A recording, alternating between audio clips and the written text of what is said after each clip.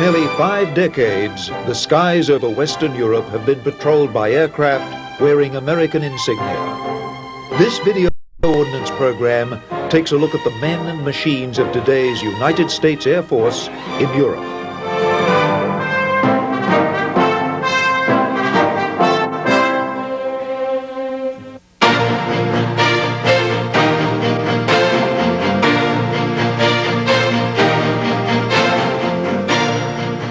The United States Air Force in Europe, or USAFE for short, is the largest overseas element of the Air Force and one of its most potent forces. USAFE evolved from air units stationed in Europe during the Second World War, shaped over the past decades by America's NATO commitment. USAFE's traditional role has been the containment of the forces of the Warsaw Pact, a role which is changing with improvements in the political climate in Europe. USAFE has 3 main tactical elements: the 17th Air Force, responsible for units in Central Europe, the 3rd Air Force for units in Great Britain, and the 16th Air Force for the Mediterranean region. In addition, USAFE is supported by units of both the Military Airlift Command and the Strategic Air Command, stationed throughout Europe. The 17th Air Force is concentrated mainly in Germany, and it is most heavily committed to the fighter role. It includes 4 squadrons of F-15 Eagle air superiority fighters based in Germany and the Netherlands, a wing of Wild Weasel electronic warfare aircraft, 5 squadrons of F-16 fighter bombers, and a number of reconnaissance and electronic support units. The 16th Air Force's 3 F-16 Fighting Falcon squadrons have been located in Spain, and there are plans to move them to Italy. The 3rd Air Force in Great Britain includes the most powerful strike element of USAFE, with 7 F-111 squadrons, as well as 6 A-10 Thunderbolt ground attack squadrons. The F-111 strike force, based in Britain, will be the special focus of this program. The variety of aircraft types making up USAFE allows it to perform all of the most important tactical air power missions. The F-15 Eagle and the F-16 Fighting Falcon fighters can perform both air defense and air superiority missions. The A-10 Thunderbolt was designed specifically for the European environment to attack thickly armored tanks and perform close air support missions. The F-111 strike fighter is designed for deep attack far behind enemy lines in the battlefield interdiction role. Wild Weasel aircraft, such as the F-16 and the F-4G, have the responsibility of eliminating enemy air defense gun and missile systems which might threaten other elements of the strike force. The EF-111 Raven provides electronic jamming services to blind enemy radar. USAFE's mission is closely integrated with the other NATO air forces. It is common to see NATO aircraft at United States bases in Europe engaged in joint exercises and training missions. This Belgian Air Force F-16B trainer seems at home at RAF Lakenheath, the base of USAFE's 48th Tactical Fighter Wing. Here at Spangdahlem Air Base in Germany, British Tornadoes can be seen mingled amongst the F-16s and the F-4Gs of the 52nd Tactical Fighter Wing.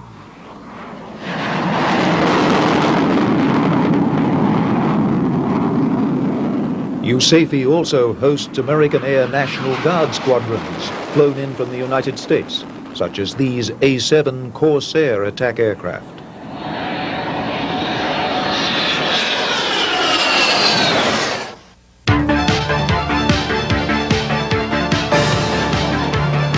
USAFE's offensive punch comes from its attack and strike aircraft. 3 aircraft types are used in this role: the F-16 fighter bomber and the A-10 tank buster for the close air support role, and the F-111 strike fighter for long-range missions.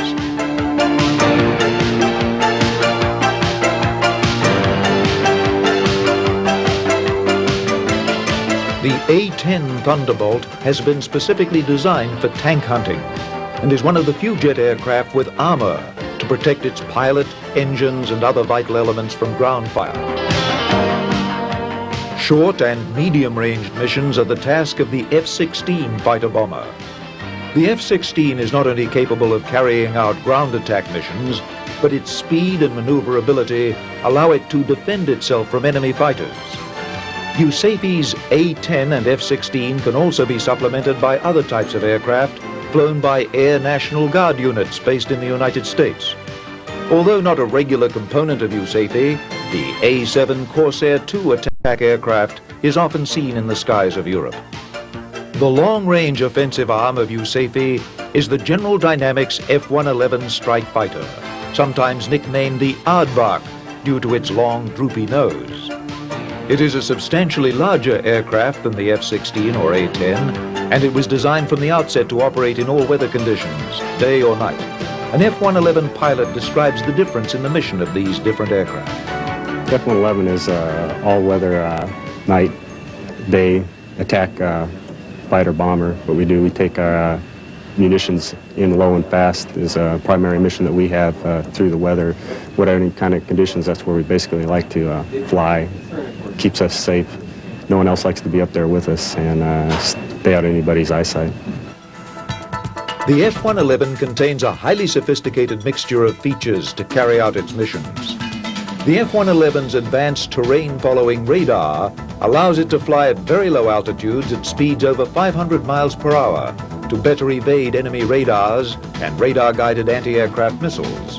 The radar is a particularly useful feature in a European environment, since bad weather often interferes with low-altitude flying. Bad weather can prevent operations by the F-16s and the A-10s.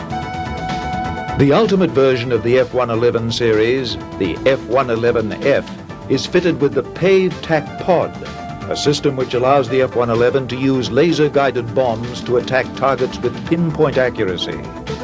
The Pave Tac shoots a beam of invisible laser light at the target. Some of this light is reflected back, and the laser-guided bomb homes in on this reflected light. The Pave Tac also has advantages even when dropping unguided bombs. The laser does two things when we're dropping what we call laser-guided bombs.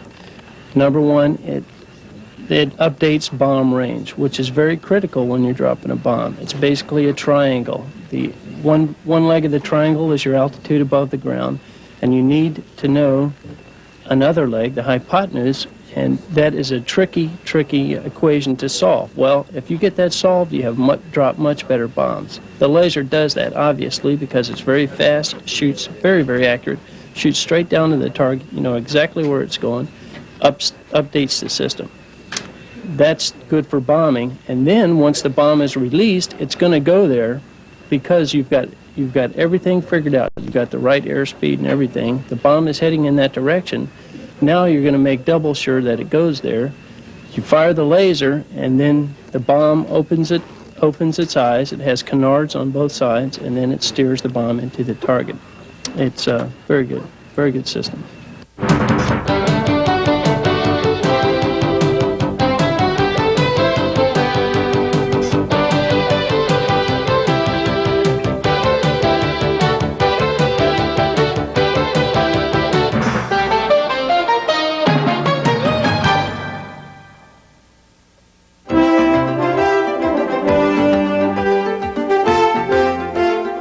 For the personnel of the 494th Tactical Fighter Squadron based at Lakenheath, England, the day's work centers around the F-111 aircraft.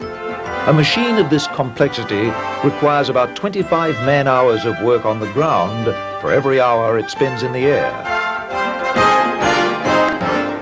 On the landing gear door of each aircraft is the name of its crew chief and assistant crew chief, a tangible reminder of the crucial role played by the ground crew in keeping the aircraft flying. The responsibilities of the crew chief and the assistant dedicated crew chief basically are to take care of all the general maintenance on the aircraft, anything ranging from servicing with gas, oil. It requires air servicing, liquid oxygen, gaseous oxygen, and there's a few other small systems that require some servicing. In addition to the servicing, you have the forms documentation. There's a lot of paperwork that goes with these airplanes, and it's a lot more than people think. In addition to that, we take care of launching and recovery of the aircraft. Inspections, you have pre-flight, through flight, and basic post-flight inspections. We do those out here on the flight line. They range anywhere from an hour to 3 hours. We have the dedicated crew chief, which is usually a staff sergeant or above, and the assistant, which can be anywhere from a airman through a buck sergeant usually. And they'll be the two people that are solely responsible for that aircraft. The Air Force has basically given them a $30 million aircraft and to take care of it and to make sure everything's done properly and to ensure that it's airworthy.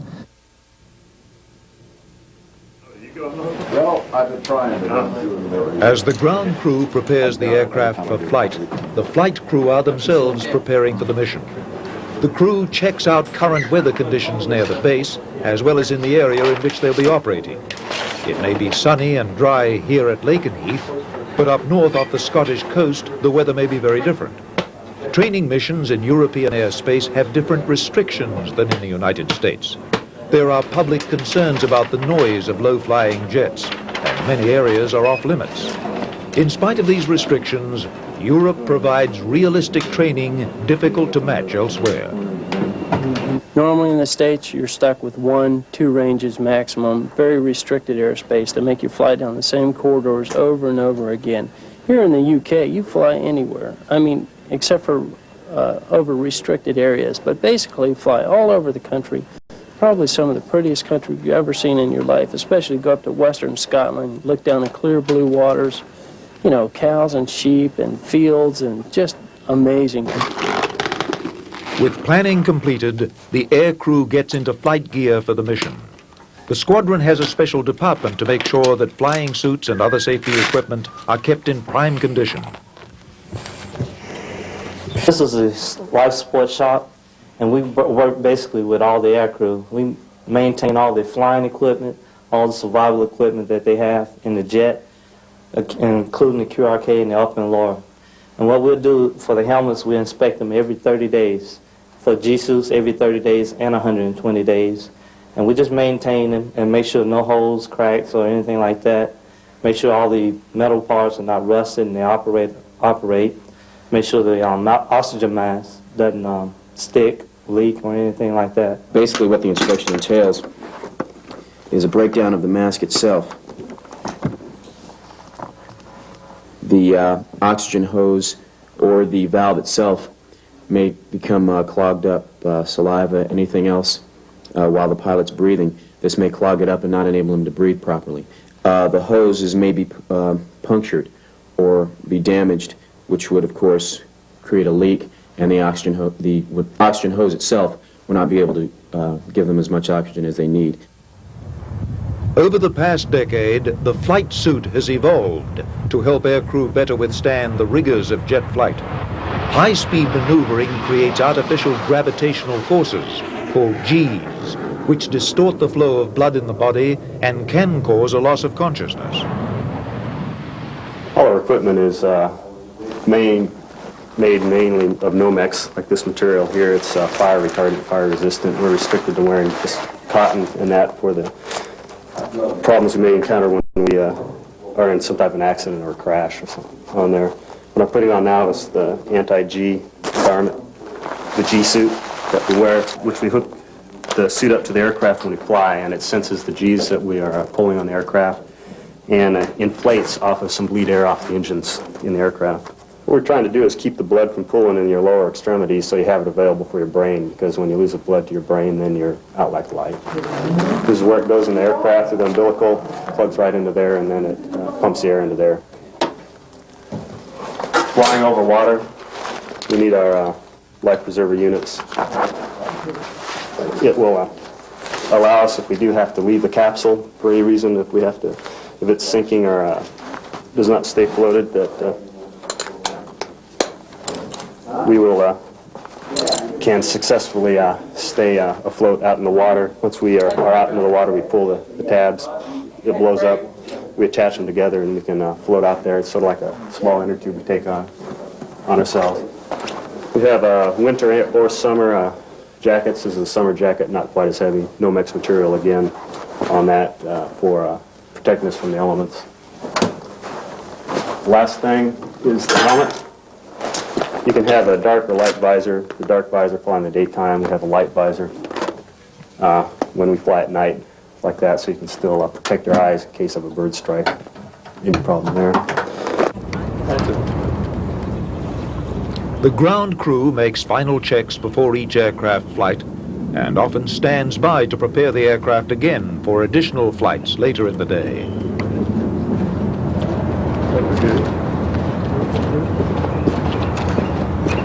Do a lot of night flying. You know, it's not uncommon to be out here 24 hours a day. You know, a lot of these, because you know they come. Let's say they come back at 11:30 at night. You know, we'll have maintenance going on until day shift comes in the morning on all these. You know, it's nonstop.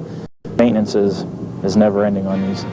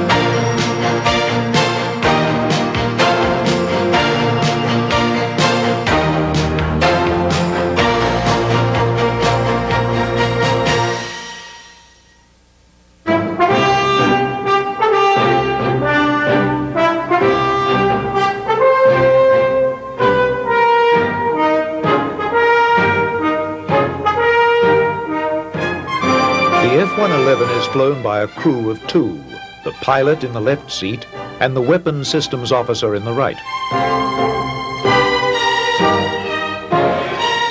The pilot, which I am, I try and make sure and monitor that the plane gets to the release point for the weapons on time at the correct parameters. And then the weapons system officer, he is in our primary delivery modes. He will get the release the weapons, make sure that they are on the target, that he's monitoring the systems, that we can actually hit the target and take it out at the specified times. Basically, if you want to get right down to the facts, the pilot more or less steers the aircraft, and I tell him which direction to go, and then put the radar crosshairs on the target, and then we release the weapons on the target. And in general terms, he rows the boat, and I shoot the ducks. In view of the sophistication of the F-111, it's not surprising that its cockpit is quite complex. Okay, what we got here is from left to right we have a IFF, which basically it does is it gives a radio signal out to air controlling agencies, and it tells them who we are. Some other things we have over here, we have the terrain following radar, which allows us, when we turn it on, we do our checks that we have to do. It allows us to follow the Earth at a preset level, anywhere from 250 to 1,000 feet. Other things, what I really like is the pave tack. It's the pod that's underneath. What it is, it's an infrared detector set, and we use that to find our target. And then when we find our target, we fire a laser that's underneath, and we guide bombs that we're carrying into the target, so we get a pretty precise hit on the target, very accurate.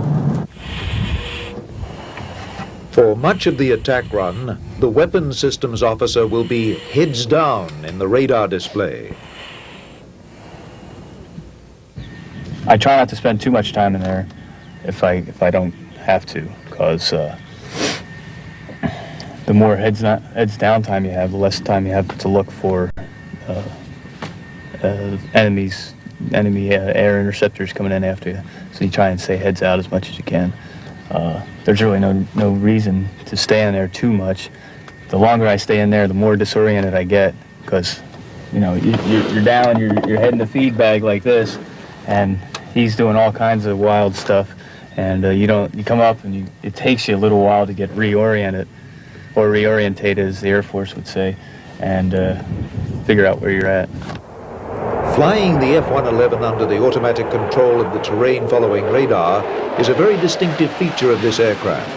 The F-111 crews had nicknames for this type of flying, calling it TFing or TFR flight.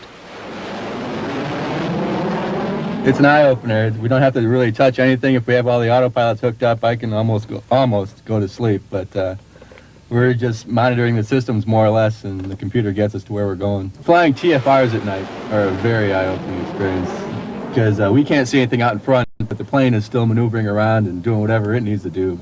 And all we have to tell what's happening is by the instruments and by the radar screens we have. So we can't see if anything's coming towards us, if we're really going to be hitting anything, except by the instruments we have. So we have to be paying a lot of attention to what's going on. In the beginning, it was very, very easy because ignorance is bliss. You really don't know how close you come to dying. But the further and further, the more often you do it, it gets scarier and scarier. You see different friends of yours getting killed, and then you'll break out of the clouds every once in a while. You look over, there'll be a mountain on both sides of your wing. You're going, holy mackerel, this is a good opportunity to bust my tail. And it's not easy.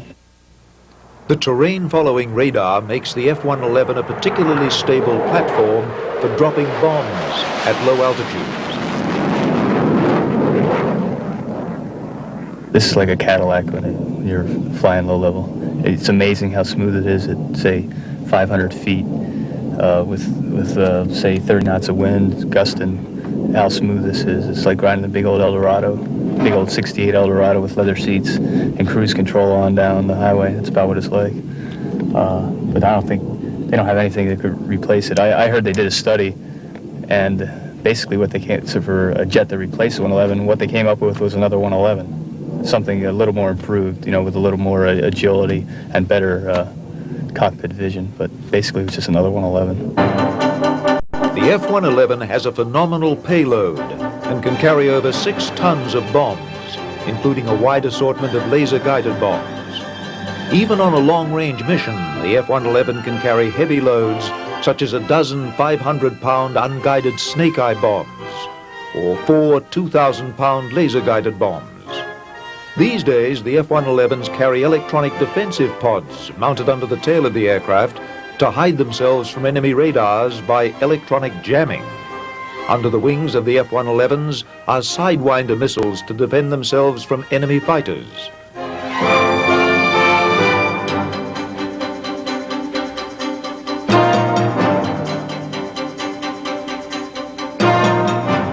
During practice missions over Europe in peacetime, they will sometimes engage in mock dogfights with friendly fighters. Every once in a while, with some of the formations that we fly, we have possibly some aggressor-type aircraft that might roll in on a couple airplanes in front of us, and they're kind of, just dead meat, basically. I shot down 2 Mirages yesterday, as a matter of fact.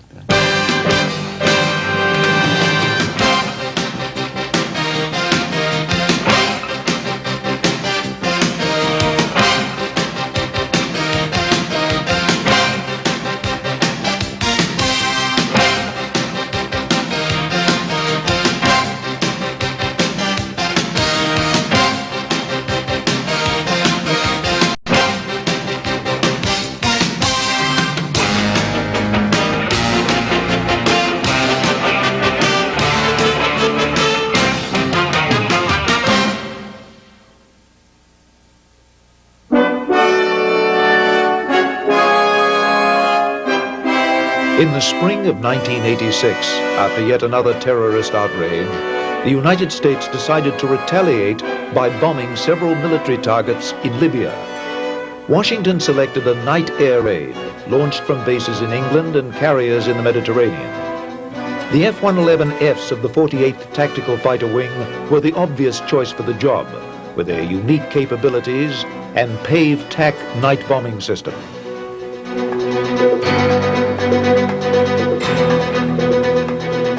Codenamed Operation El Dorado Canyon, the mission entailed a grueling 13-hour journey over 5,600 nautical miles in length, requiring 4 in-flight refuelings from the big USAFE KC-10 and KC-135 aircraft. The F-111 strike fighters from Lakenheath were supported by EF-111 Raven electronic warfare aircraft from the nearby base at Upper Haven.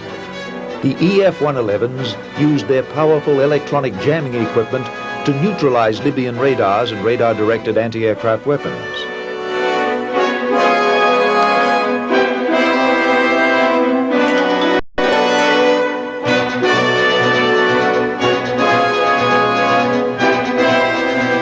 The Navy also took part in the mission, their A-6 intruders having many of the same capabilities as the F-111s.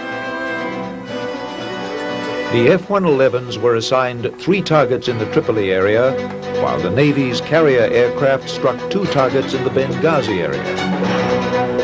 On approaching the Libyan coast in the early morning hours of the 15th of April 1986, the F-111s used their terrain-following radars to navigate to their targets, the Azazia barracks and the Tripoli airfield.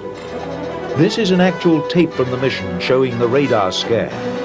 At close range, the weapons systems officer switched to the paved tack to get a more detailed view, as seen here. The Tripoli airfield was crowded with 5 large Ilyushin IL-76 transport aircraft of the type seen here. This is the view of the weapons systems officer from one of the F-111s attacking Tripoli airfield as a dozen Mark 82 500-pound snake-eye bombs obliterate the transports. This picture turns upside down as the paved tack slews backwards underneath the aircraft. Out of 88 bombs dropped by the F-111s, only 3 missed their targets. The raid lasted for less than 20 minutes, and all the targets were left smoldering ruins. 1 F-111 was lost due to unknown causes. The pilots, weary from a long, tense flight to the target, headed back to their bases in Britain in the pre-dawn hours.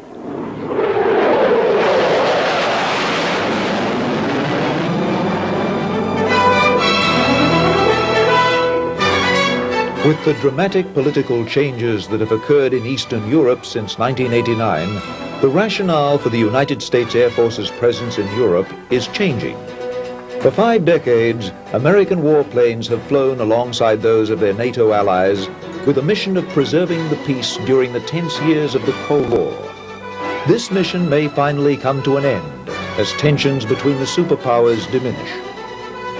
But the Libya mission of 1986 and the deployment of Lakenheath F-111s to the Mideast in 1990 as part of the Desert Shield operation against Iraq strongly suggest that the role of the USAFE strike force is not yet over.